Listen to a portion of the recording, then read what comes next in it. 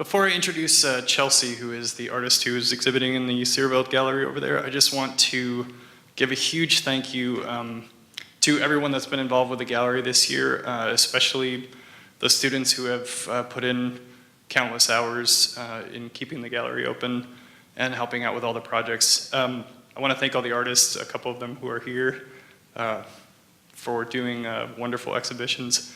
And then for Trinity and the faculty here for giving me this opportunity.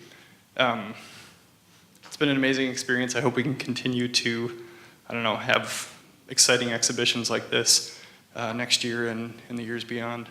So Chelsea is an interdisciplinary artist, performance, sculpture, and installation artist. She also makes drawings and paintings.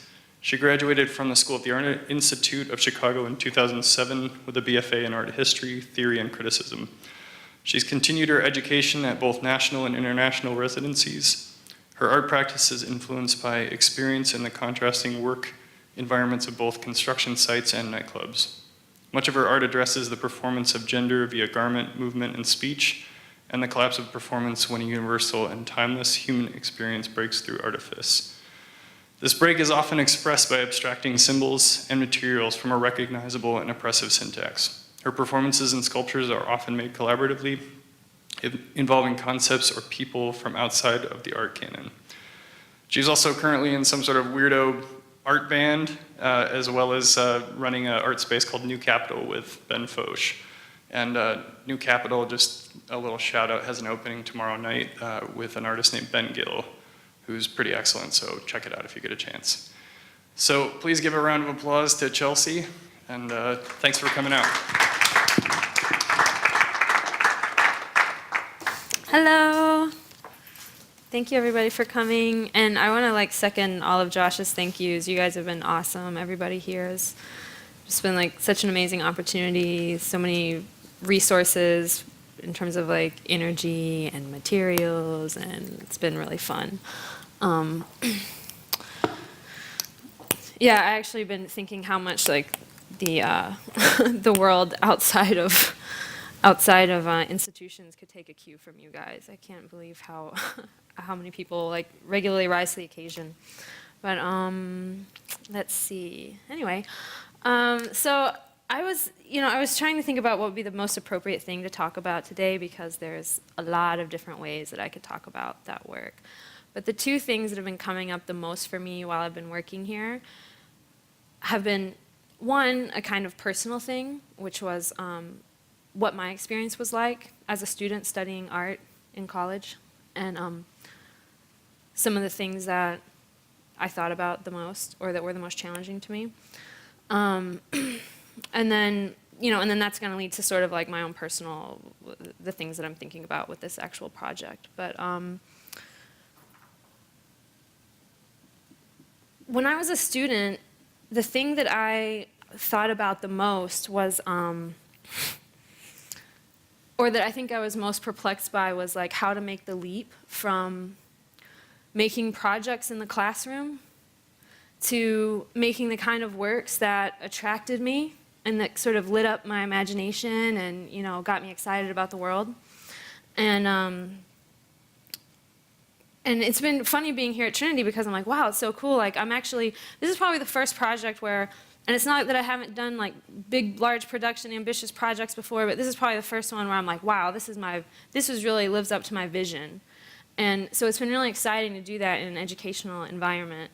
And so I thought I would just show 5 projects that kind of hit on some major arcs in my time out of school that were shifts in realizing oh, this brings me a little bit closer to one of these kinds of projects that's my big vision. And then the sort of more art idea that this has to do with is, I realized the idea that most kept me from being able to make that leap of vision or ability was I couldn't understand where art is supposed to go, what it's supposed to do, where it's supposed to be.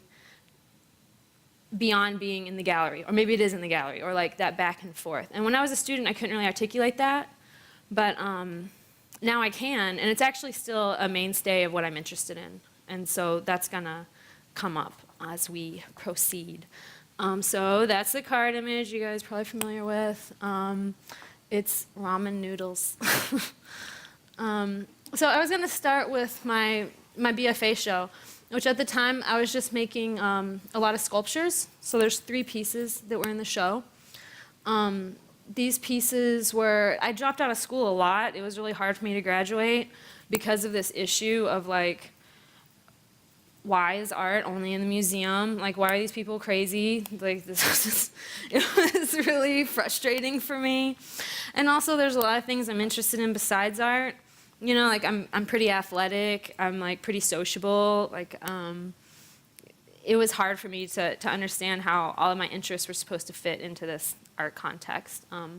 So I dropped out of school a lot, and I was working for a decorative painting company. I was also working for, like, a straight painting company. So I was using a lot of sort of like carpentry materials, and also like basically Home Depot kind of became like my art supply store.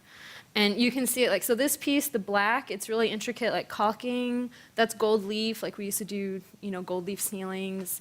Clay, so that one's still kind of a traditional art material. But it's actually in house paints and enamels instead, so it's only fired once, and then it's got enamels and house paints on it. And then this is like painter's plastic and painter's tape. And let's make sure I'm not missing an important note that I wanted to say about this stuff. Oh, that's cool. So let's see. So, oh yeah, at this time though, I was mostly interested in objects.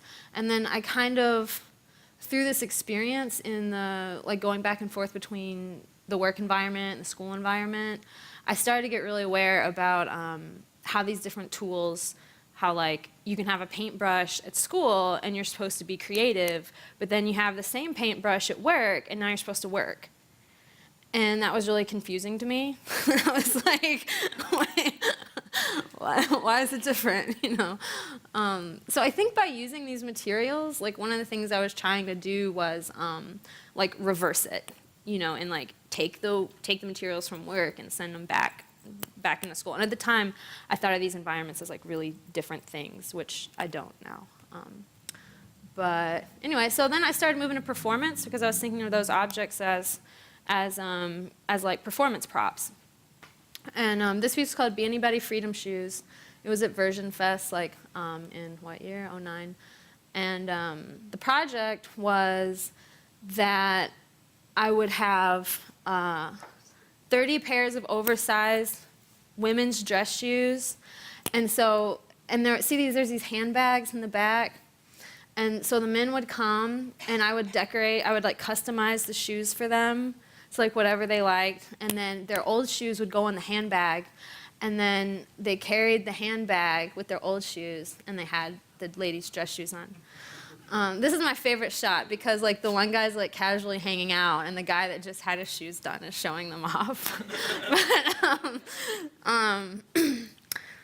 So this project was like, for about a year, all of my projects were really like socially based. And another reason I dropped out of school a lot was because I was involved with an anarchist collective. And don't get too scared, it was a really like positive one. They were like really into serious social change, and they were seriously into making all of your efforts affect the world in like a positive way, and not just being aware of problems, but like doing things about it. And so that was another big hang up in art school.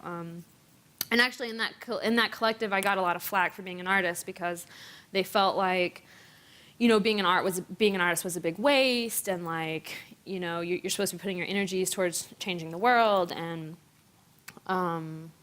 you know, at that time it was hard for me to understand that there is definitely a value in like purposelessness, or things just being playful, and things existing for like passion and creativity, like that those are valuable. But so a lot of these performances would be bringing those social ideas into this art framework. And like trying to blur those a little bit more. then after that piece, that was kind of the most effective one that I felt like, oh, it really did it. Like, it's this art piece, but actually there are 30 men walking around the gallery in high-heeled shoes. And they just left the gallery. So they're loose in Pilsen. It was like amazing, I was like, no, that's really happening. So it actually left the art realm, for me anyway. And then I was like, so then I got interested in like, well, what's the other end of that? Like, what's the most contained kind of art environment that you can be in? And what came to me was theater. And I didn't do anything with theater in school, so this was a very like different kind of project. This piece was like, okay, instead of trying to deconstruct all these boundaries, like, let's try to recognize all of them. And I started to try to recognize sort of social divisions through entertainment. How are there these different, how do people group themselves based on how they entertain themselves? And that was kind of where I was taking the performance. And I came up with some things like, okay, well, there's like tasteful entertainment, there's like classical music or like theater, there's like street culture, there's like hip hop stuff, there's like raunchy nightclub, kind of like, dirty culture, there's like whatever. So I try to like get a person from every kind of entertainment that I identified as being something that influenced me, and get them to work together. So sometimes it worked and sometimes it didn't. There are actually a lot of failures with this piece, but I learned a lot from it. And then the other thing that was happening with this is I wanted to only work with women, because I realized that most of my work experiences had been in dominantly male environments and that I hadn't been around a lot of women. So I also just wanted to be working with women, and the way we put this piece together was trying to construct a set of movements that we all agreed on to be true. So these are the 5 women that I ended up working with. Amongst the 5 of them, there's a modern dancer that was trained in classical ballet. There's a girl that was mostly trained in theater, but was like trying to move into kind of improv and comedy. There's a stripper. There's a hip hop dancer. And a lot of them had experience singing and doing like all these other kinds of just performance. So everybody had really different ideas about what it meant to entertain and about who was to be entertained and about what kind of movement was natural. That was a big thing I was interested in, like what is natural movement? So basically I came to the project, I had about 60% of it outlined, like I want these things to happen, I want those things to happen. But really it was collaborative. And the kind of movements that we all ended up agreeing on, it was kind of interesting that were like true, it was being on the floor. That was like the one thing that we were like, yeah, that's a movement that comes, who knows, whatever. But that's what it was. I mean, one of the things we were trying to do also was, a lot of us were concerned with, if history comes to you through the written language, and the written language is mostly passed through men to the last couple hundred years, you really don't have your own written history. What other things do you have that maybe could not have been contained or could not have been owned? And one of those things is your body. So is it possible that there's movement and gestures and like some kind of history in your body that gets passed down to you that can't be contained by language? And I mean, it's kind of an esoteric question, and I'm not even sure how much of it we got to it, but that's what we were thinking about. And this was a motif that came up in the piece a lot, which was these images would be projected directly onto the bodies, so obviously they're on the floor. So there's cultural things. This is a Vito Conci piece that I was really taken with at the time.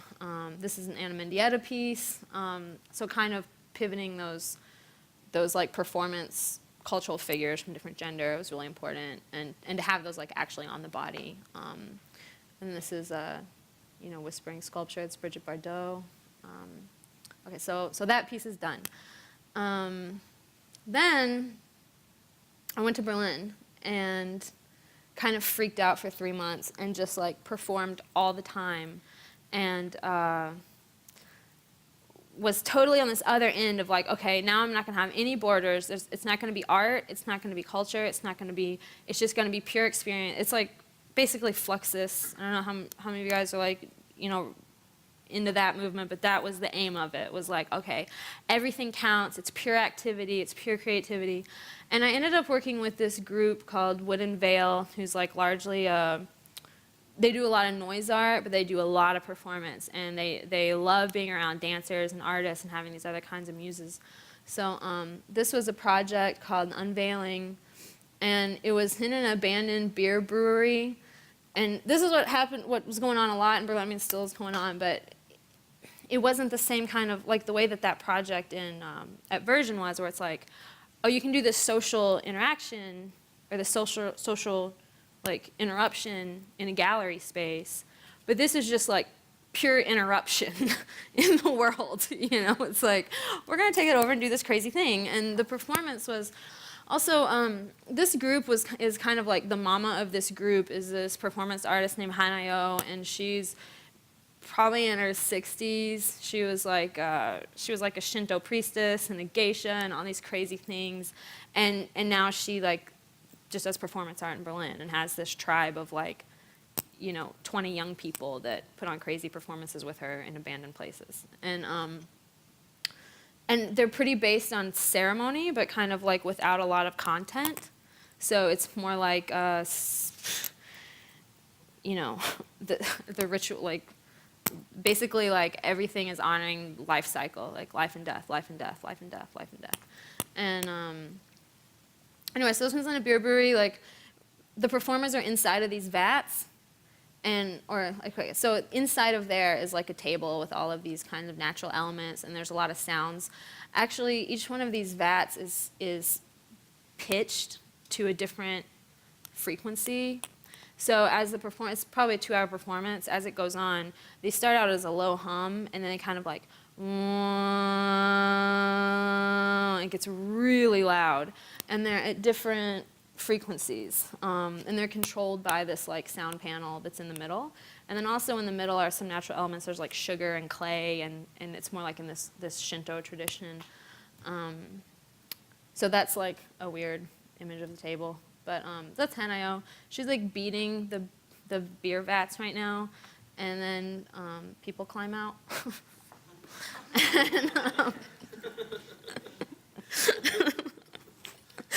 And then surrounding this whole scene, there's people in the corners, and they're sort of like, they're working with like water and sand and flour, this sort of like building off of what's in the middle of the room, and really like pushing the natural materials. So that was a big departure for me too, to like use something that supposedly is without a cultural, like, oh, that like sand is so ancient, you know. And I'm actually skeptical of that anyway, but at the time it was like a really big relief to be like, oh, it's not a hammer that I'm making my art performance with.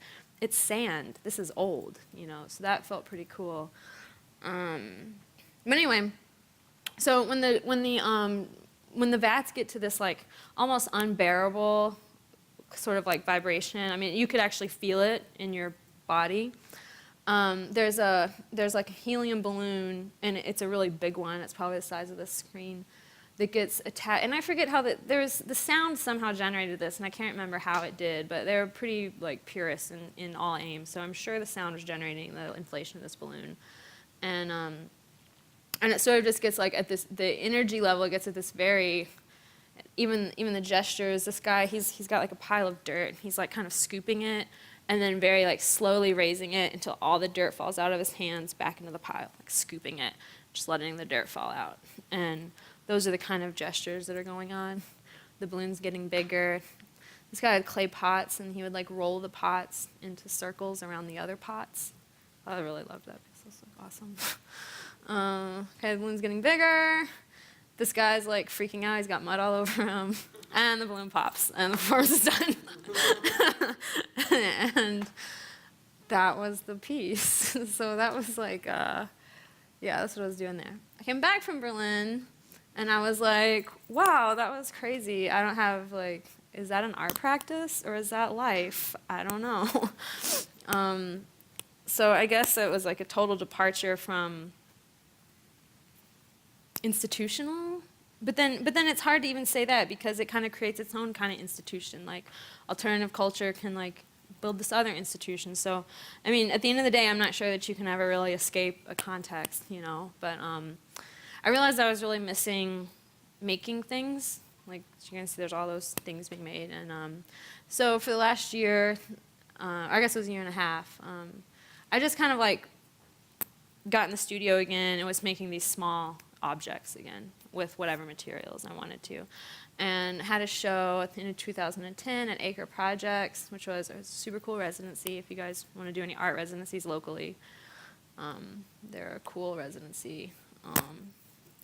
And this was a show. It was, you know, the themes that I'm interested in, I'm not sure how apparent they are in the individual works, but basically I was interested in just how things are always changing, and each one of these pieces is kind of about that, more or less. But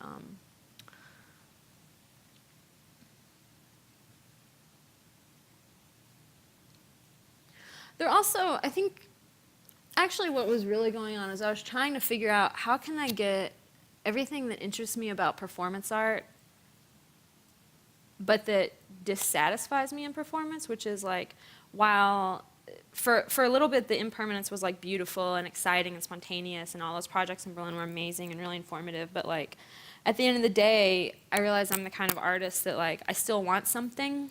I still want an object. I still want my hands on something. I still want a record. And I really missed that. Like I felt like even though I'd done all this activity over time, it just kind of escapes. And it was kind of sad. Like, I mean, that project that I showed you, that's like one of 24, and I have a record of probably 3 of those projects, you know, a record that can be shown, and that's like the best. So even for your own personal history, it kind of feels like, well, I can't even really learn from them, you know, because I don't even have a record of those things. So I got back in the studio, and I was like wanting to figure out how can I like get to the things I love about performance, and all the things I love about performance are like immediate responses to things. So it had to do with, I want to make objects that kind of talk to you, that you can respond to.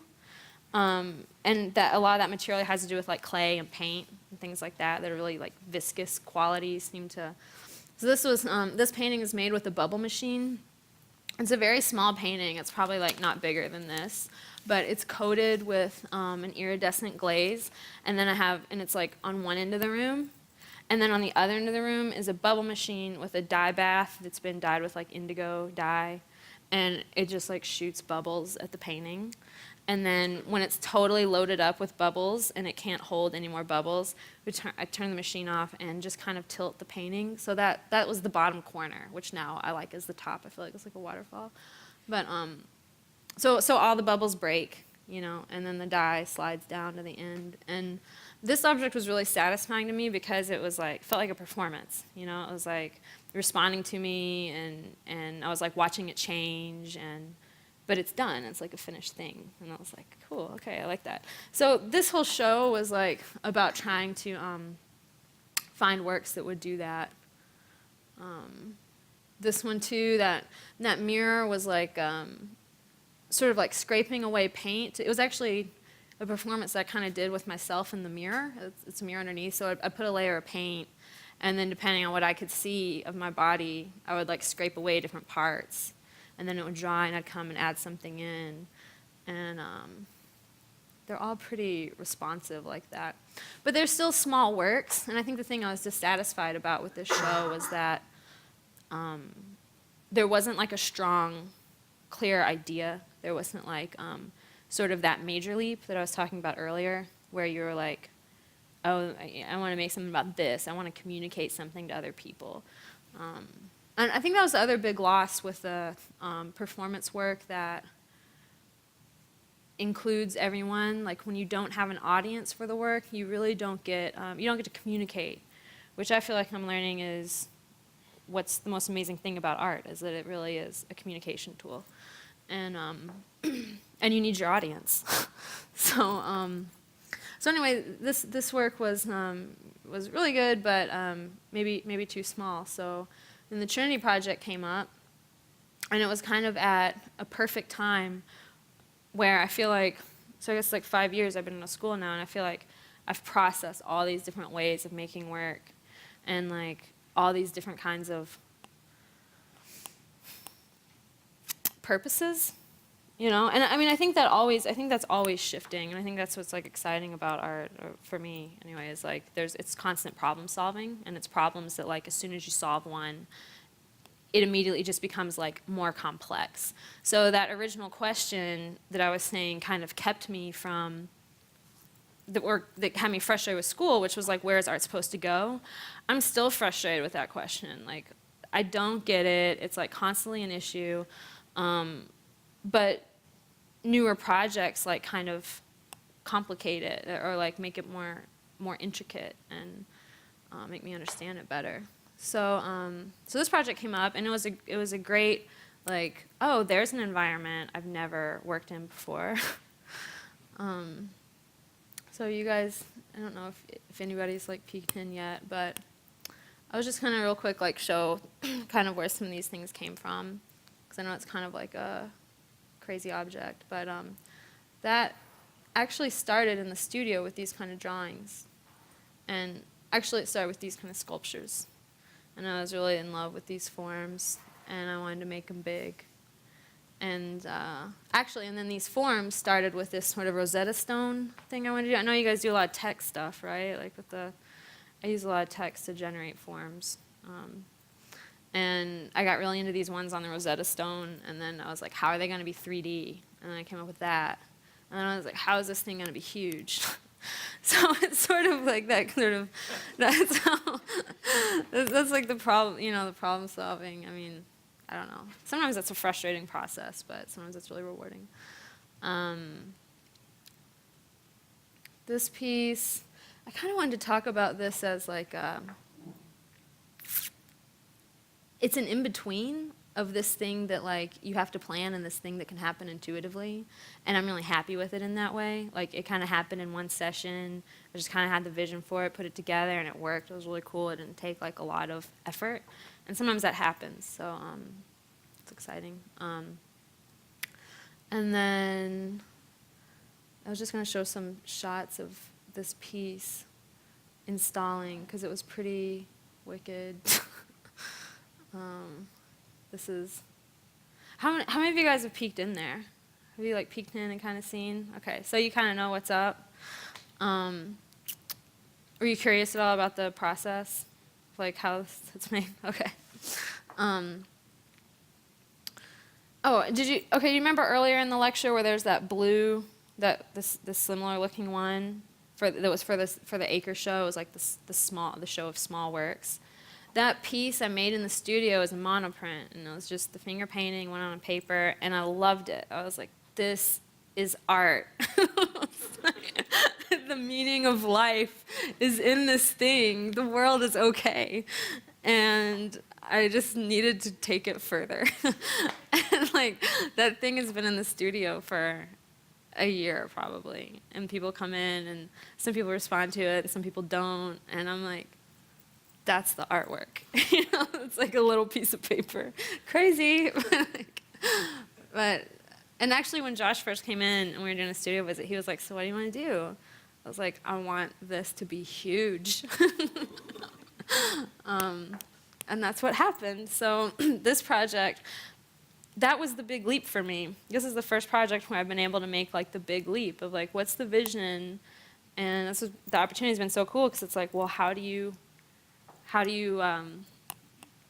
realize something that's just an intuition, that's like barely even a vision, like I don't really know what it is. Like I just know that I love this piece of paper. And I know that I want to like do something with that.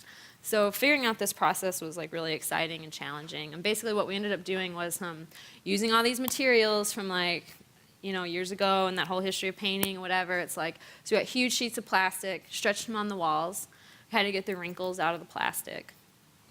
because they come folded up. Let them stretch for a couple of days. Then there's this sort of impromptu stretcher that's basically a really thin piece of hardwood, and we screw that into the wall and into the plastic, and then roll the paint out. And there's like real particular formula to keep this wet enough and the right color and all that kind of stuff. And then we start the drawing. And this is pretty much what that whole day looked like. It was like everyone attacking the walls with both hands. And so we get the drawing on there and then take the frame off. And so then it took us 6 or 7 people, 8 people. And everybody comes down, everybody pulls the sheet of plastic away, holds the frame, turns it. It kind of reminds me of, did you guys ever do the parachute thing? It's like that. So you just have this huge thing that you're like turning, and then you get it realigned, and you press it on the wall. So now the paint is between the plastic and the wall. And now what you see everybody doing is like very carefully pressing the plastic down. And also air bubbles come up, so they're like taking a razor blade and they're like cutting the air bubbles out and like carefully making sure that the image isn't disrupted. And, oh, was that the end? I don't know if that was actually the end. Maybe it was. Well, anyway, after the plastic gets totally tapped down and the air bubbles go out, they get pulled off the wall from the top, and yeah, and then there's the image. And the thing that was that piece was about, so like all of these kind of these 3 pieces came from this feeling of like, oh, I don't know what it is, but like I love this thing and I want to make it. But it was also still trying to get at this problem of how do I make performance art without having these performances get lost. And, you know, I found that like working with people and having all this energy on it really helped solve that problem. And also this issue of audience and who the art is for, who the art is being made by, was really captivating to me, because making something that looks similar by people that have different opinions about what it is or why it's there, in a way your realities get like really pushed up, if not like totally intermingled. And that's a really, you know, unique experience that I'd never had before, where I felt like these people with different beliefs, different understandings are in my world, and we're doing something together. And that felt like a performance gesture that I could really, you know, take somewhere else. So, I don't know, I guess like there's a whole lot more I could talk about, and in all different kinds of ways. So I could either take questions or, yeah. I have sometimes an almost inexplicable urge to make big things. Yeah, me too. And what's curious to me, or the question, I guess, to preface it, is I got some flack for that in grad school. Mm-hmm. And from time to time, the motivation for it, at least rhetorically, was this sort of over-masculine, really modernist Mm-hmm. use of scale as a sort of one-upsmanship. Artists like Michael Heiser, Sarah, where scale became this almost a motif for domination Mm-hmm. and whatnot. And I think I've always felt a little secretly guilty about that urge. Mm-hmm. So I'm curious, because I was hearing a little bit the same thing from Well, you, like why? for me, it was actually about resisting all of those things. So for me, it's sort of about the how pressing architecture and design is, and those things really instruct your body. And I feel like when your body is given instructions, your mind is given instructions, you're like possibilities that you don't even know are. I mean, even just like podium, You know, there's things I'm not going to do. There's ways of behaving I'm not even going to think about. You know? So, like, so, and I don't like that. You know, I don't know if if you're ever going to be able to escape that, but I don't like it. And I feel like, in a way, I wanted to, you know, it's like an old art world cliche too, but it's like I wanted to make my own world.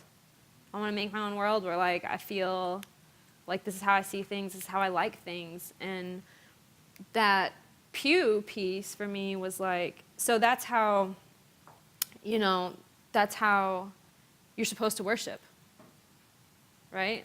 It's like this. And for me, it's like, that's not how I want to worship. And, you know, and that's not how I want to even have my connection with the world. But the thing that fascinates me about the shape of a church pew is that it's like, it's this one, it's given a single form, but it's actually only one shape, you know? So the reason why it only goes in this direction, sort of like, well, wait, it could make so many other kinds of shapes, you know? And there's so many other ways that you could sit on this thing. And there's so many other, like, perspectives that can, like, come from that same shape. And I guess I also wanted to feel, like, consumed by something. Like that piece feels really different to me because, like, I want to be in it. Like, I want to lay in it, and I want to, like, look at it and be, yeah, just, like, I want to be consumed by it. And it's kind of funny because I don't know if it's the scale of the chair that changes that, but, like, the chair to me feels, like, really perfect, and, like you should not intrude on it, and feels kind of the opposite. I don't know. I don't know if that really answered any of your. It's just kind of like things about scale. Yeah. I don't know. This is the biggest project I've ever made in terms of, like, a space to walk in and really be consumed by it. And, you know, and in a way for me, like, maybe it's a little bit of a jab at that, but I don't know if it is or not, you know, because, like, I really like it. You know? Yeah. Does anybody else have any questions?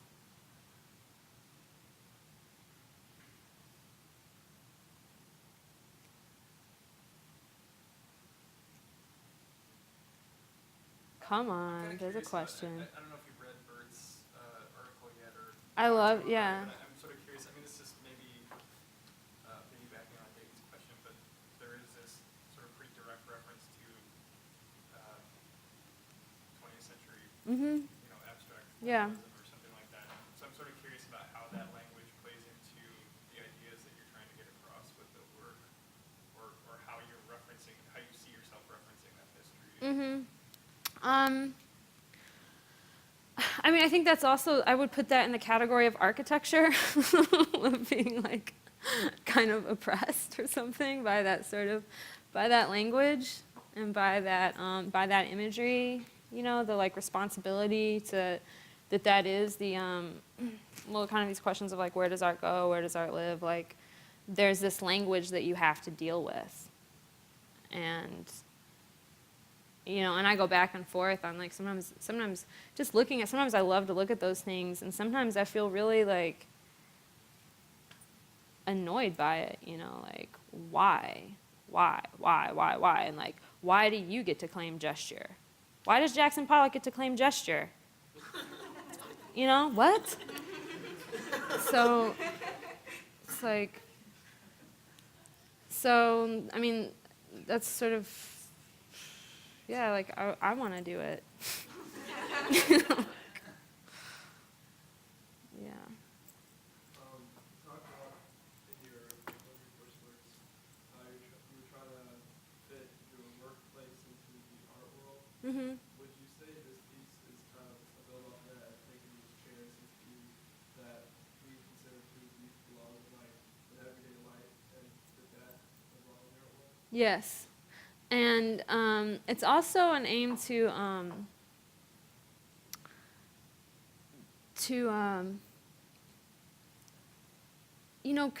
communicate with, or like participate in. So you say you use Lord every day, and I think that's fine. But like for me, it's not necessarily. Some of those objects are not every day. For me, those objects are like part of a community that I'm not usually around, and I don't usually participate in, right? But I don't want my art to not be able to participate or have a. I don't want to not be able to understand the rest of the world. You know, like I don't want to only make art that's gonna be about art, that only these other, like in this institutional environment with people that are all thinking the same about the same things, you know. So so like yeah, it is this everyday thing, but actually for me to start using that, that was a big leap for me to use that. Like it wasn't a leap to use sourced materials, or like even like older materials, but to use something with such a strong reference. Like I feel like in the art world it's kind of risky because you could have that thing and it immediately means like you're against religion, or you're like, it could be this really like, if you're picking up those kind of symbols, it's like, and to be able to use it and say like, actually that's not what I'm doing. Like actually I want to use it in my own way, and that felt really like liberating. And it also felt good to be able to make something that can, like, in a clear way, mean different things to different people. Not like, oh, it can mean whatever. But like, I'm really trying to make something that we can both have an understanding of and an experience with.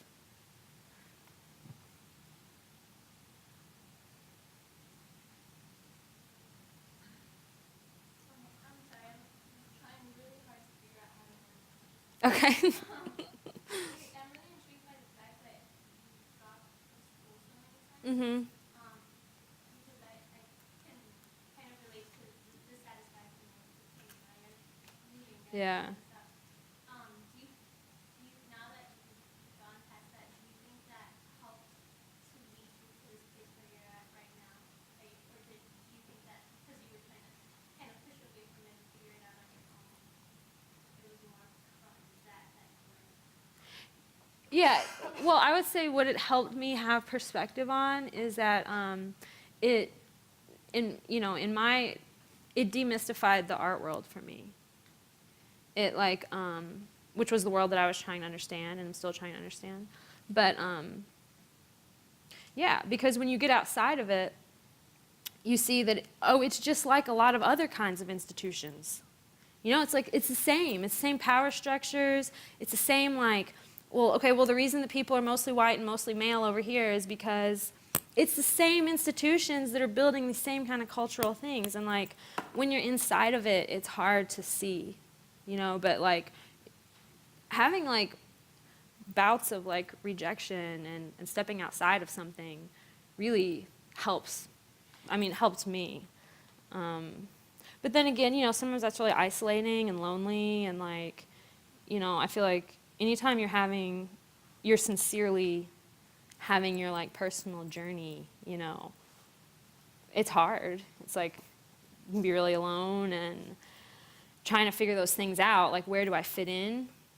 You know, that's a super hard place to be, but like, I think the people that are able to like persevere through that and really figure out like, this is what I'm supposed to be, like, or at least like I can try doing this. Like, it at least feels real, you know. And you don't feel like scammed on. That's how I felt in art school. I always felt scammed. I was like, just scamming me. That's not how, you know. Yeah. Anybody else?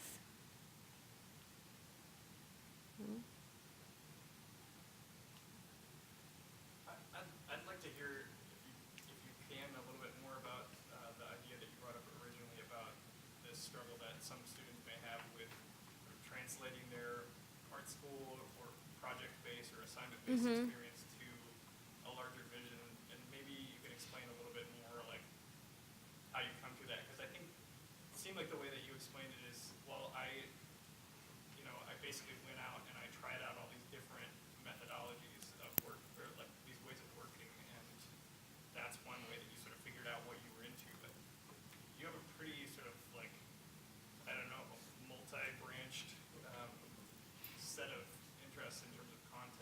I guess I'm sort of curious about that as well, like how you came to that. Well, I don't know. I feel like I'm still figuring it out, actually. You know, like I feel like I actually have the most satisfaction of any project like I've ever worked on from this project. It feels like it most thoroughly fuses all of my interests, all of my kind of needs for like, you know, for like, I mean, a lot of that stuff with the activism and like with being in these different communities, it's like really wanting to be around different people, like really wanting to like be around people that think differently than you, and like so like it I think it like appears to be really all over the place, but like for me the continual experience is like that I'm being challenged, and I'm trying to like get to an answer to your question from that. So like I don't know, is it this issue of like never arriving, you know? I don't know. But I mean, I can say, I guess that way of working one continuous thread through it also is just like always trying to be really focused on what I really want to see and what I really want to know about and what I really want to have happen. And if I'm being honest with myself about those questions, it tends to not be in the same place. You know, like if I get an answer to something, it's kind of like, well, I kind of worked that part out. Like, you know, why would I keep making a theatrical performance if I kind of figured that part out? Like, time to try this other kind of thing. But I do hope to have some kind of practice that, you know, really lands in a way that all of those things can keep working. Like, this felt really good. This felt like such a fusion of all my interests. Like, I got to work with different people. It was like really labor intensive, really like performative. It like deals with history and theory, but it's actually really intuitive and personal. It's a lot of making, but it still stays in the gallery there. But it's still ephemeral, right? Like, those wall paintings are going to be gone, but they're going to get to be appreciated and looked at. And it just is like a real fusion of everything I'm into. So hopefully it'll kind of stay there. I don't know. If it doesn't, does that get to things? I don't know. Yeah. Anybody else? No? Okay. Well, if there's no more questions, I'll be here for a little bit if anybody has a private question. And thanks so much again for coming and for all your support and for the whole community support. It's been really awesome.